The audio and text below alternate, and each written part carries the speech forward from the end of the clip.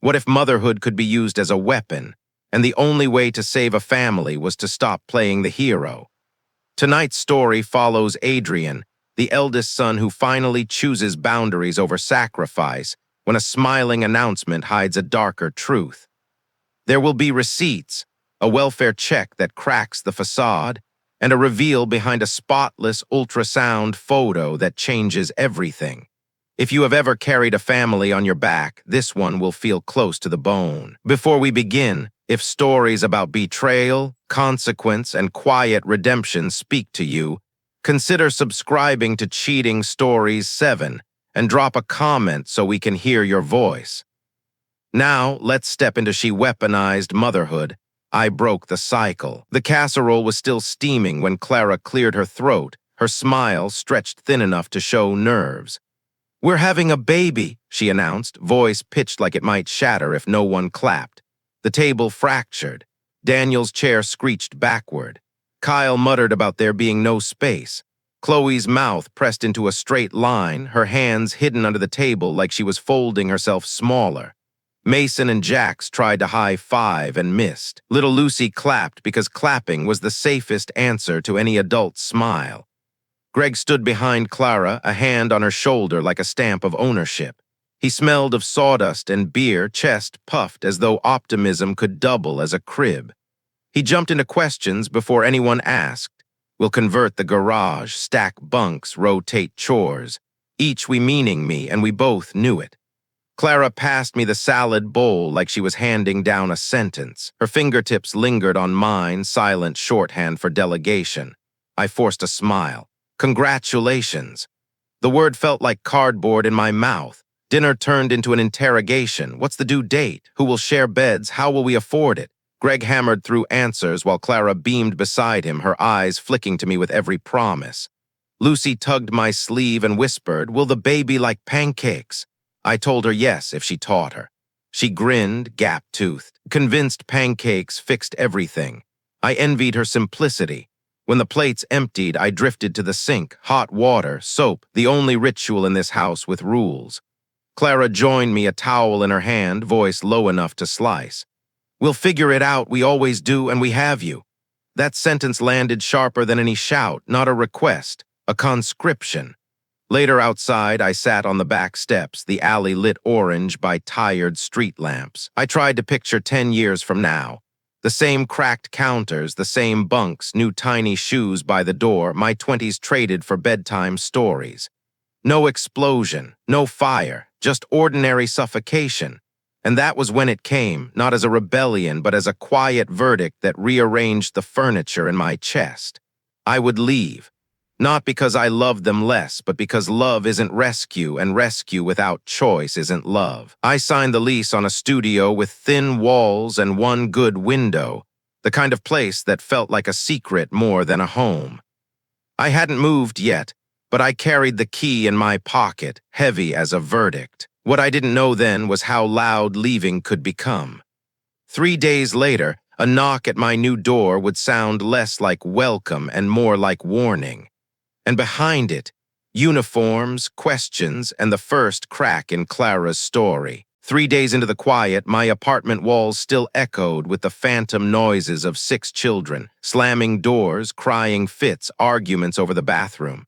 But the silence had teeth. It cut deeper than I expected. That's why the knock on my door made me jump, not polite, not tentative, a knock that carried authority. 2 officers stood in the hallway. Their presence filled the narrow space like they'd been here before. "Mr. Ramirez?" the older one asked.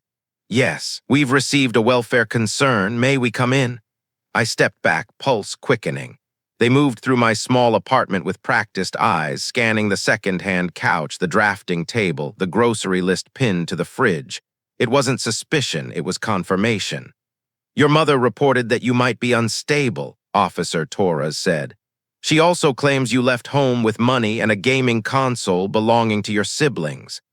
The lie burned hotter than any insult. I opened the drawer, pulled out a folder I had prepared for my landlord. Receipts, bank statements, proof of savings. "The console is mine, bought with my paycheck. Here's the receipt, the cash from my job, not theirs. The younger officer, Rivera, lingered on my class schedule taped above the desk, the course catalog circled in pen. His eyes softened, a flash of recognition. "Oldest son?" he asked. I nodded. He exhaled through his nose, almost a laugh.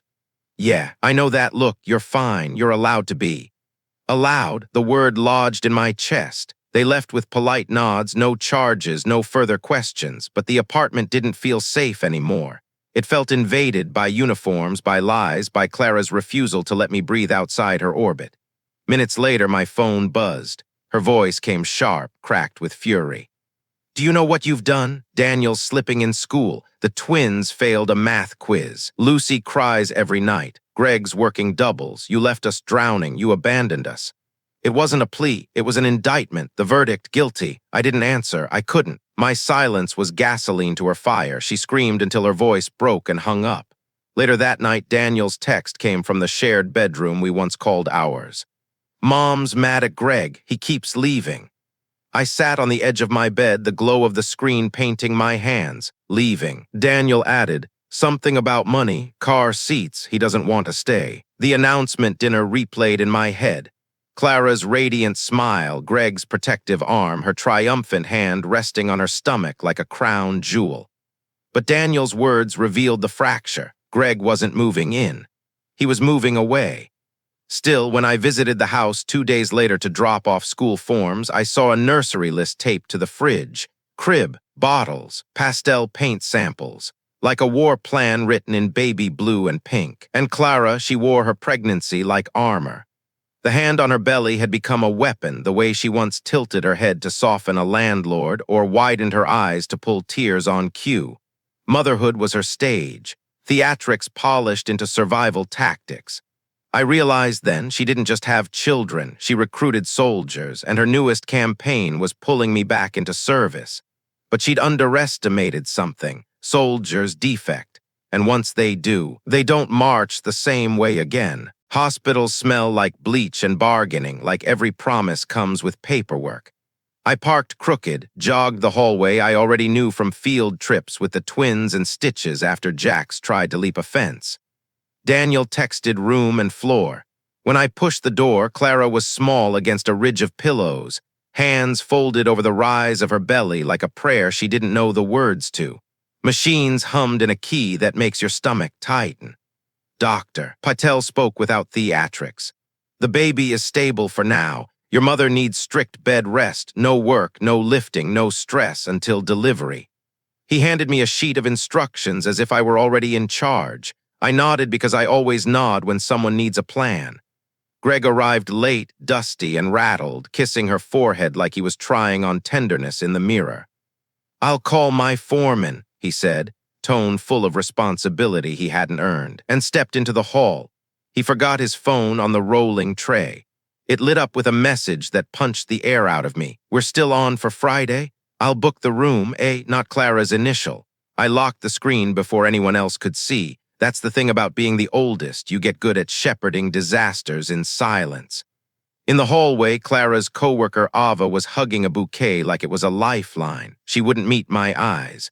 Her ring finger was bare. When I said her name, she startled, a small animal caught outside. "I just came to check on her," she said, voice unsteady. "We're all worried." The words tried to sound right and landed off-center. Back in the room, Clara kept thanking me for coming the way you thank a neighbor for holding a door.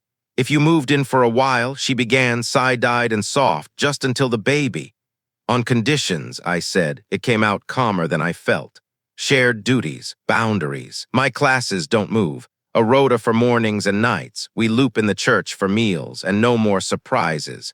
She nodded too fast, relief rehearsed. "Of course, whatever you need." Words that feel like signatures but aren't. Lucy found me in the waiting area while Daniel wrangled the twins around a vending machine. She climbed into my lap like a habit. "Will the baby fix Mom?"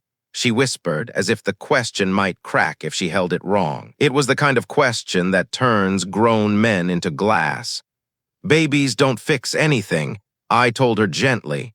"They are what you fix yourself for." Her forehead pressed my collarbone, and for a moment I felt the old gravity, the kind that convinces you the only way to love is to disappear. On my way out to move the car before the tow truck did, I saw Ava again near the elevators. No bouquet now, no ring. She was talking into her phone, face turned to the wall. "Friday," she said. I know. When she saw me, she hung up too quickly. "Tell Clara I'll cover her shifts," she offered. Generous. Or convenient, or both. I drove home with numbers snarling in my head. Due dates, hotel confirmations, paycheck stubs, the calendar squares Clara liked to fill with color-coded chores that always turned gray on my plate. If Greg had someone else, if Friday meant that kind of room, that kind of anonymity, what else was I not seeing? At my apartment, I laid everything out like evidence. The gaming console, receipt the officers never really needed. My lease, my schedule. Then the newer things, 2 grocery charges in a neighborhood with no children's stores, both at restaurants attached to hotels. A prepaid card Clara kept for baby gifts with a jewelry purchase 2 weeks ago. A line item on the family account for nursery paint that matched a spa's merchant code. It didn't smell like a simple affair. It smelled like a reroute, money meant for a cradle redirected to secrecy and shine. I didn't need a private investigator. I needed a spreadsheet. I built columns and let them tell the story no one would say aloud. Mason had taken a photo of a black SUV outside our house last month because he collects car badges the way other boys collect baseball cards. Dealer plate. I ran it through a public lookup. Archer LLC. Back at the hospital the next morning, the nurse was updating Clara's chart when I stepped out for coffee. Greg was in the hallway arguing into his phone, voice low and tight. "I can't, Ava, she's here. No, listen, Friday's complicated." He caught me listening, coughed, and added Foreman as if a word could erase the obvious. "Foreman," I repeated, neutral. "Right." He pocketed the phone and leaned against the wall like a man on a lunch break he didn't deserve. "She needs help," he said. "I'll do what I can." "What you can," I said, starts with not lying. He stiffened. I let the silence sit between us like wet cement. "I don't care who you're seeing," I told him. "I care where the money's going. The thing about a man who's been caught is he'll confess to the second crime to hide the first." "It started before," he said, looking at the scuffed floor. "Before the baby. Clara, she—" He didn't finish. He didn't have to. The phone in his pocket, the missing ring on Ava's hand, the jewelry charge on a card labeled gifts. Dots don't need string when they sit that close. I didn't threaten him. Threats make people defensive. Paperwork makes them cooperative. "You're going to repay what you took from any fund for this pregnancy," I said. "You're going to sign a statement that you did, and you're going to show up for the kids when you say you will or not at all. No more maybes." "Who are you?" he spat. "Her lawyer?" "I'm the person who knows where the permission slips live," I said. "And the person who will call the donors and the church and your boss if I have to. Pick which conversation you want to have." He swallowed, the fight running out of him in slow inches.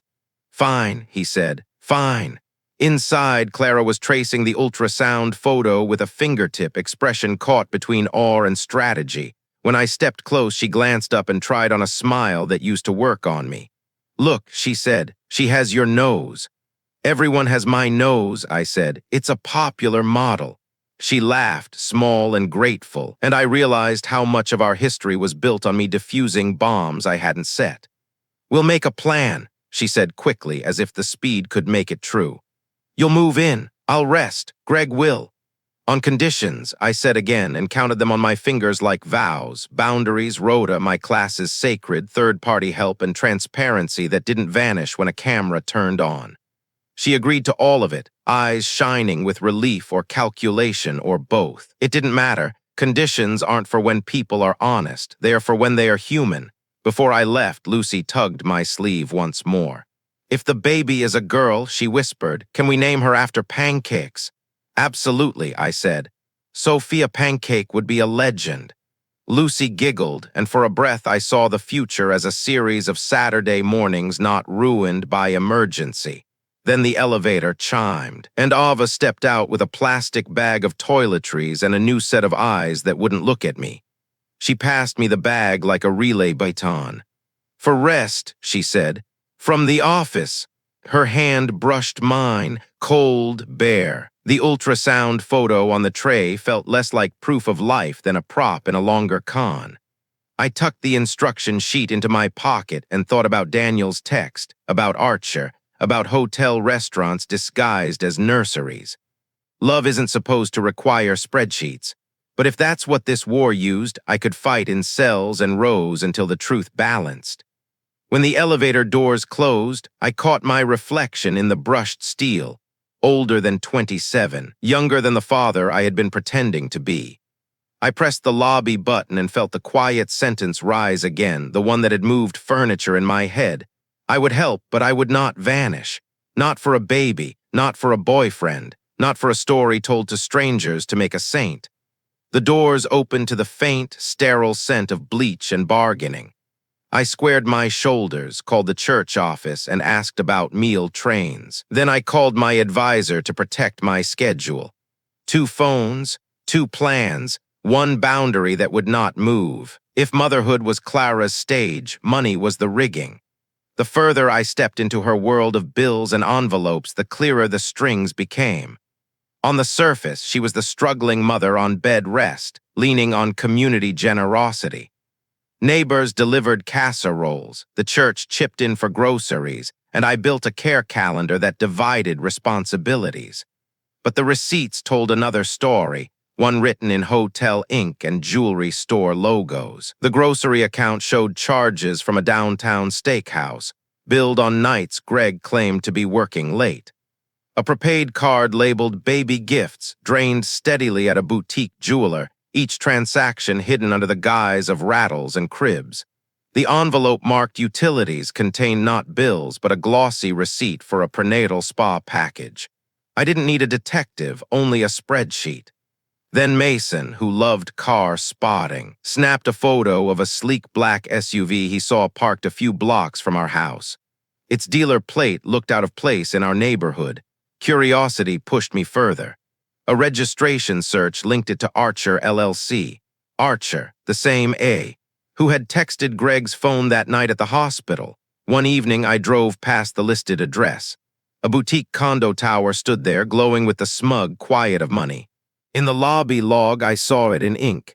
A. Archer, signed in 3 times a week. Right below it, G. Klein, Greg's surname scrawled twice, different days, same building, same story. The next morning, I cornered Greg on the porch while he was fumbling for his keys. I know I said simple, sharp. His face drained, then darkened. At first, he barked denials, his voice all sawdust and bravado. But when I listed the restaurants, the spa, the SUV, the condo, he sagged like a beam under too much weight. It started before the baby, he admitted, staring at the floorboards.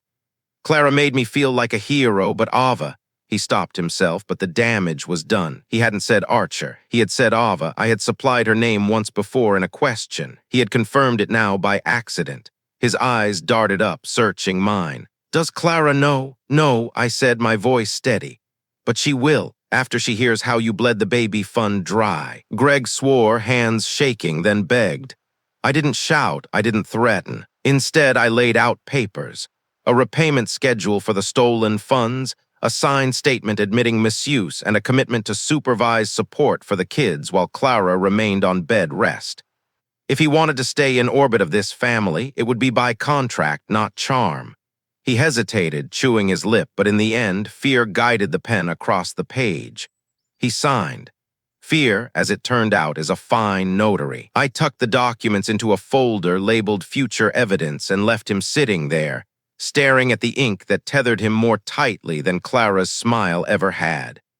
For the first time, I realized this wasn't just about protecting my siblings anymore.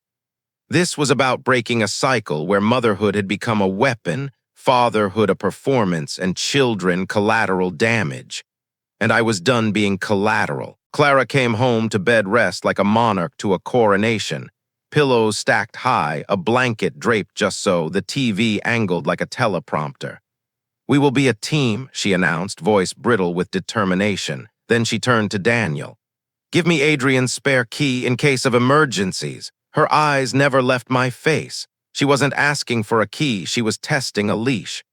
On the fridge, a nursery registry printed in pastel fonts, a QR code for donations, and a neatly scripted schedule titled Community Care Plan.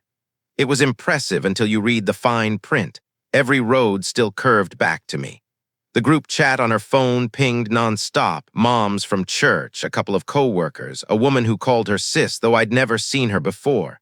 Clara had also uploaded a video the night before, eyes wet, voice trembling, haloed by lamplight.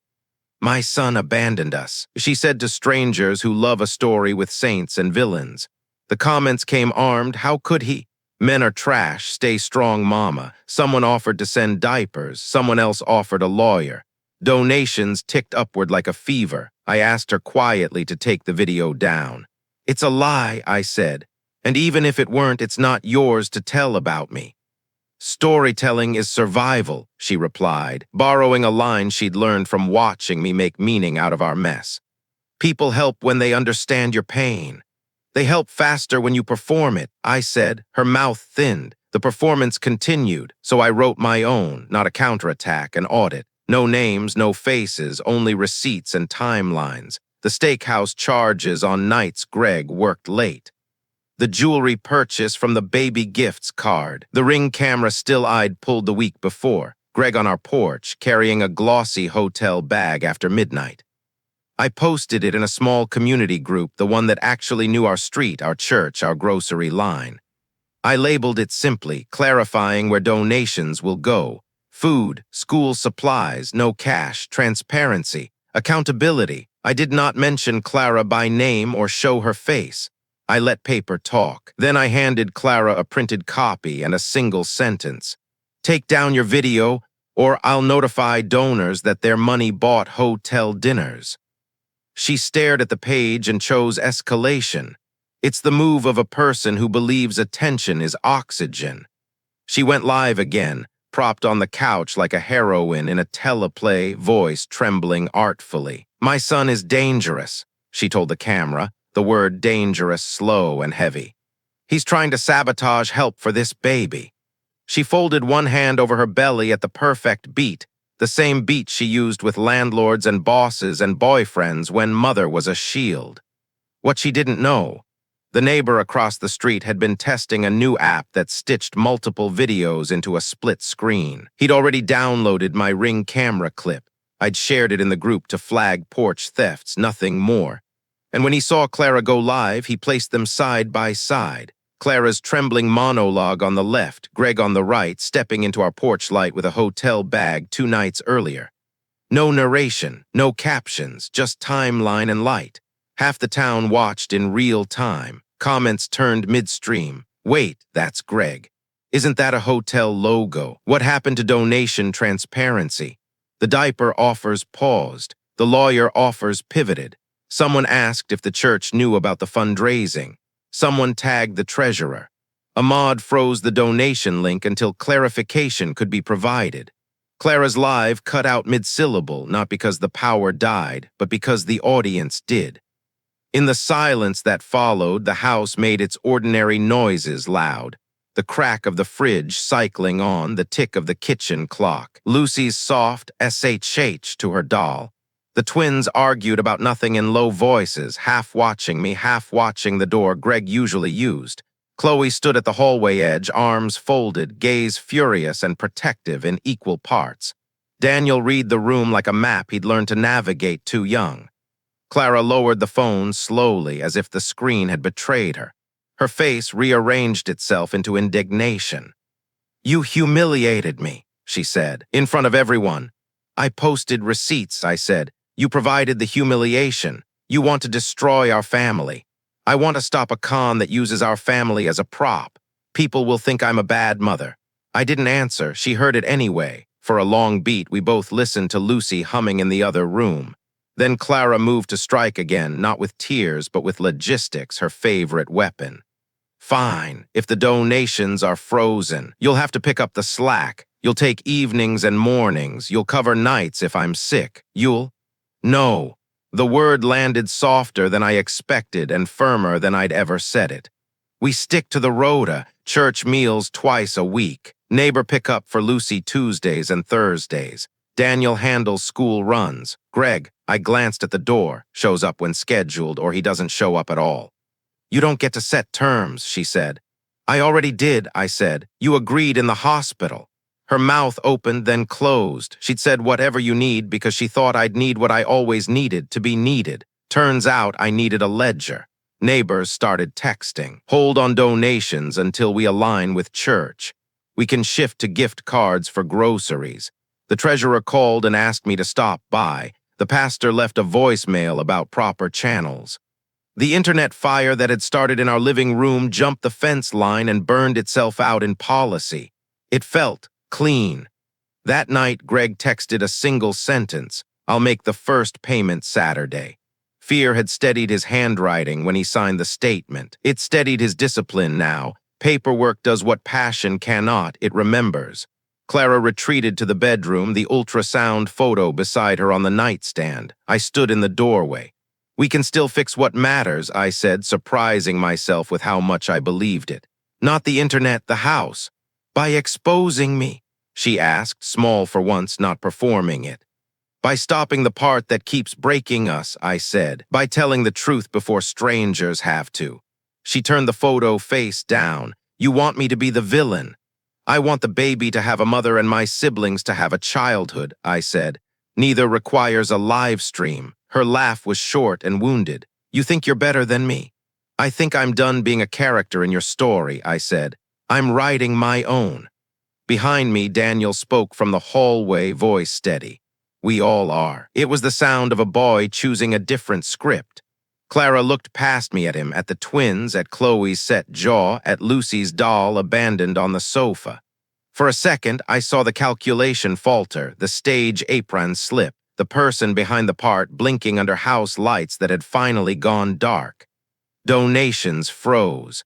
The registry link redirected to a meal train. The community group pinned a post about responsible giving. The neighbor took down his stitched video at my request once the treasurer confirmed new protocols. The town put its pitchforks away because pitchforks get heavy when the show ends. In the quiet, the bed rest finally looked like rest instead of theater. And for the first time in weeks, the house felt like a place where something honest could start. When the dust finally settled into a dull film over the living room, over the paused registry, the unplugged ring light, the folded throw that had served as a costume cape, I asked Clara one question. Do you want the truth privately or publicly? Privately, she said, chin up, pride unbroken, the same posture she used to stare down landlords and luck. So I set the folder on her nightstand like a tray of instruments. Bank records, hotel logs, screenshots with dates that lined up too neatly to be coincidence. Greg's signed confession, short, factual, free of adjectives. I did not mention paternity until last because cruelty performs better when it opens, mercy performs better when it closes. The baby's father is Archer, I said. Clara flinched like a door had slammed on her hand. She didn't deny it. Her eyes moved instead, past me, past the lamp, to the ultrasound photo turned face down from Act 5. When she spoke, it was the voice of a person measuring the size of a room without moving their feet. How long have you known? Long enough to build safeguards. I kept my voice low and unadorned, the way you read instructions before the medicine spills. I told her I'd already met the church treasurer. Donations reallocated to food delivery and school supplies, not cash. I had set a guardianship consultation, preemptive, not hostile. So if bed rest turned into something worse, Daniel and I could step in legally. I'd reported the misuse of earmarked funds anonymously. The site refunded donors and flagged her account. I had protected my classes with written accommodations. I had copies of everything in a fireproof envelope at my apartment and a second set in a banker's box at the bookstore office with my name misspelled on purpose. Revenge didn't need to be loud. It needed to be precise. Clara listened, blinking hard the way people do when they're trying to reverse a flood with their eyes. You're ruining my life, she said, but the sentence didn't land. It floated above the bed and bumped the ceiling like a balloon days past its party. I'm removing the stage, I said. You can keep your life. She reached for a different weapon. "You love the internet more than your family," she called out later, in the kitchen where the children could hear. "You'd rather have an audience than a mother." The air thinned. I might have answered, something careful, something that tried to separate love from theater. But Daniel spoke first, voice steady in that new, low-register boys earn the day they stop flinching. "Mom," he said, "Adrian's the only one who doesn't lie." The house went so quiet you could hear the old fridge kick on, the little rattle it makes before it remembers how to hum. Mason put down his controller. Jack stopped mid-argument. Chloe's arms loosened from their permanent cross. Lucy climbed onto a chair and waited for the ending like stories always have one if you sit still enough. Clara's face cracked, not the tears of Act 5, not performance, the fissure of a person realizing the room has learned her cues. She looked at me, then away. "What now?" she asked, small as a whisper in a church with no microphones. "Now we follow the rota," I said. "Meals on Tuesdays and Fridays, school runs covered, you rest. And we tell the truth to the people who need it, not the ones who don't. Quiet revenge is a checklist. It doesn't trend, it works." I met with the guardianship attorney in a strip mall office where the ficus had more mileage than the chairs. We discussed temporary authority, medical consent, what documents would speed decisions if sirens ever outpaced reason. I didn't file anything, I just knew how, and that knowledge made my shoulders sit 1 inch lower. I sat with the church treasurer in a windowless room that smelled like coffee and folding tables. We built a ledger with categories that could not be repurposed for jewelry. Gift cards, not cash. Grocery deliveries scheduled, not promised. A note in the system. All communications include Adrian and Daniel, not just Clara. Policy is love without favoritism. I brought Greg a printed repayment schedule with dates and amounts, and the words "failure to pay will trigger disclosure to donors and employer." He signed month one's envelope and slid it across without looking at me. Paper trains people better than speeches. I drafted a letter, not sent, not yet, to A. Archer, stating that after birth, paternity testing would be requested and support pursued through appropriate channels. No drama, no threats, just an address label and a stamp sitting in a drawer like fire extinguisher powder waiting for flame. At night, I froze the credit reports for every minor in our house. A thing you can do for free if you are tired of learning prevention the hard way. I changed the password on the Wi-Fi, set up a new family email for school forms, and locked my door with a deadbolt that clicked like a boundary becoming physical. Clara tried one more time to set the story. I found a drafted post on her phone, unsent. "Pray for us as we face persecution." She watched me see it. "It's not for you," she said. "It's for me." "Then write it for you," I said. "Not about me." She didn't send it. Days arranged themselves into scaffolding. The meal train arrived at 5 with casserole geometry you could build a city from. Lucy's library hour became a ritual that made Tuesdays feel civilized. The twins discovered that drying dishes could be a sport if you timed it. Chloe learned the trick to Sophia's kicks and logged them like a scientist. Daniel's voice kept its new weight and used it gently. One evening, Clara asked me to sit. No audience, no phone. The ultrasound photo lay face up this time. "If Archer refuses," she began, then stopped, then started again. "If Archer refuses, will you hate me?" "I don't hate you," I said. "I hate the pattern that taught you to mistake applause for oxygen." She pressed her lips together. "And if Greg leaves, then we put him on a calendar he can't dodge," I said. "And when he fails the calendar, we use the paper." She was quiet a long time. "Really think paper can fix a life?" "No," I said, "but it can stop the bleeding while we figure out where the wound is." When I stood to go, she reached for my sleeve like a reflex and let go before she touched it.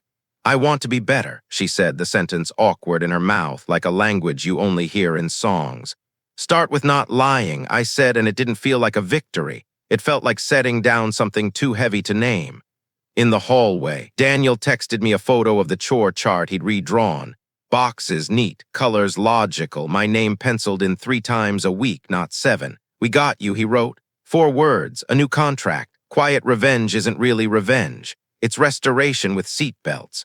By the time the next appointment came and the nurse measured heartbeats under gel and light, the house had grown a skeleton strong enough to stand without my spine holding it up.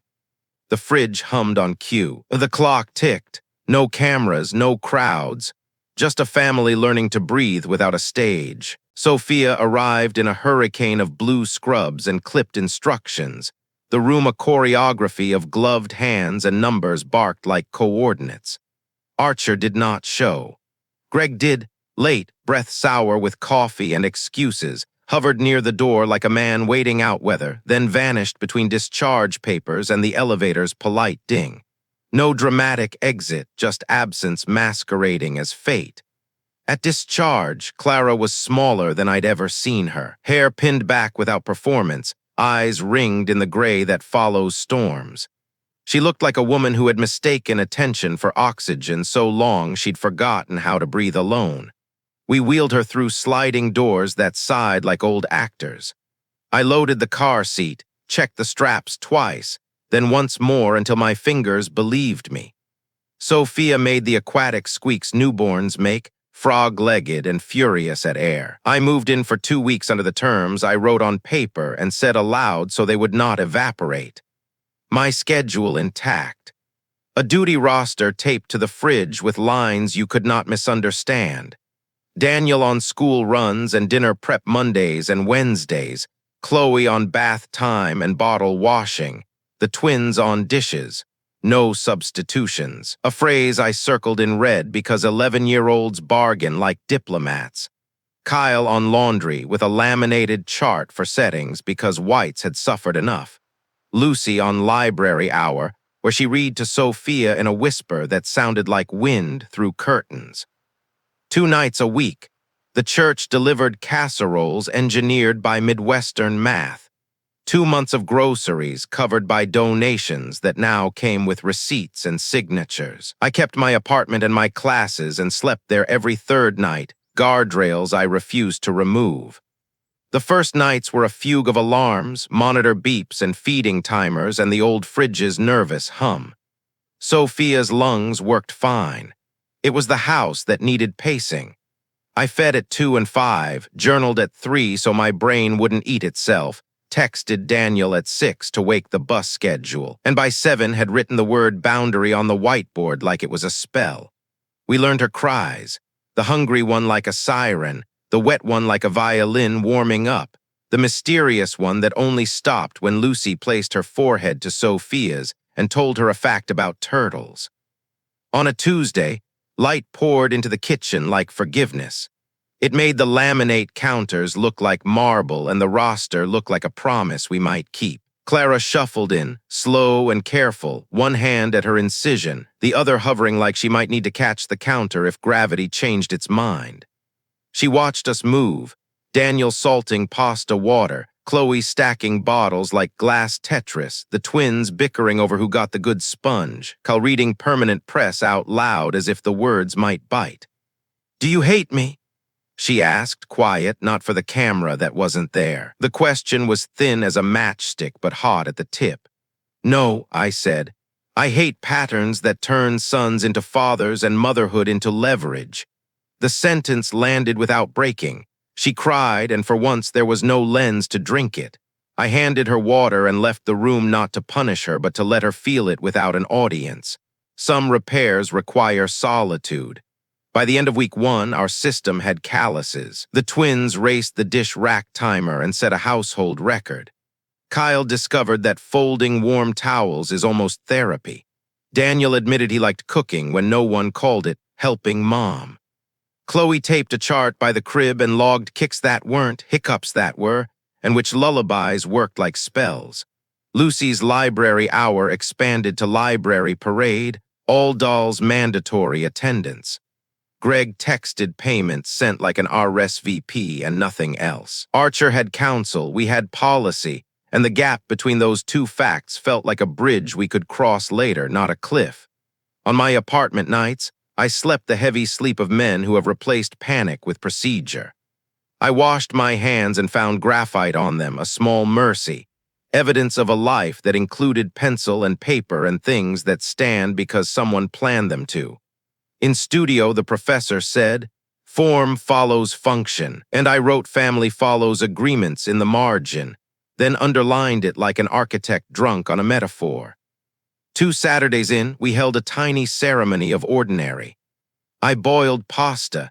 Daniel made garlic bread with criminal amounts of butter. Chloe tossed a salad she insisted would make us live forever.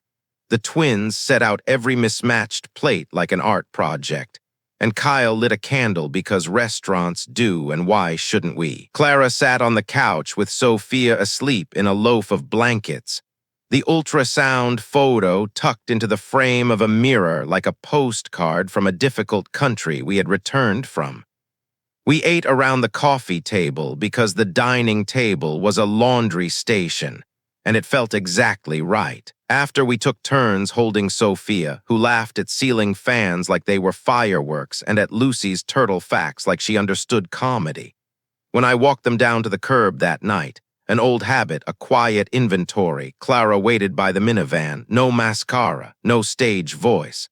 She handed me a folded paper with shaking fingers. "Family therapy intake forms," she said, and then, softer, the kind of whisper you use when naming animals in the yard. "No more stories for strangers." I nodded. Breaking the cycle isn't a victory lap, it's a practice. It's the muscle you build every time you choose process over performance, rota over rumor, paper over pleading. My revenge had already happened, not in ruination, but in reclamation. The next morning in studio, I stood at the drafting table with graphite on my hands while plans unfurled like something living. Lines became walls, walls became rooms with light, rooms became a structure that held. I thought of our kitchen at 7 a.m.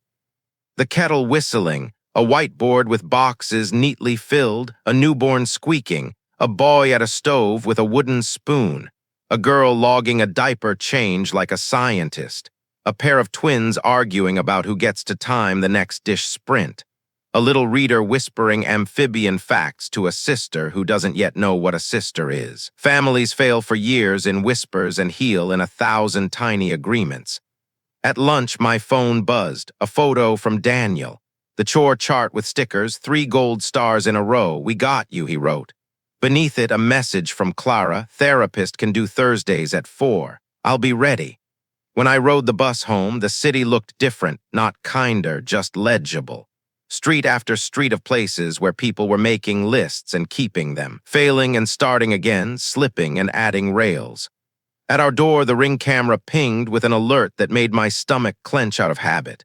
I checked the feed. It was just Chloe, holding Sophia under the porch light, practicing hello into the camera because babies need audiences that clap for trying, not for triumph. Inside, the fridge hummed, the clock ticked, the roster waited. The house felt heavier in the way bridges feel heavy when you finally trust them. I hung my keys on the same nail as always and washed my hands until the graphite faded, not because cleanliness is next to godliness, but because ritual is next to repair. Then I plated leftovers, checked the rota, and stepped into my shift. Not the father, not the martyr. The eldest at last, with a life that could include us without consuming me. That was not a story about ruining a life. It was a story about removing the stage so the truth could finally stand. Paperwork over performance, boundaries over burnout, and a newborn taught by example that love is not leverage. What would you have done in Adrian's place? Would you have gone public, stayed silent, or chosen the quiet ledger that actually holds? Tell us in the comments. If this hit home like the video, subscribe to Cheating Stories 7 and share it with someone who needs a reminder that restoration can be loud or quiet, but it must be honest. Thank you for watching. See you in the next story.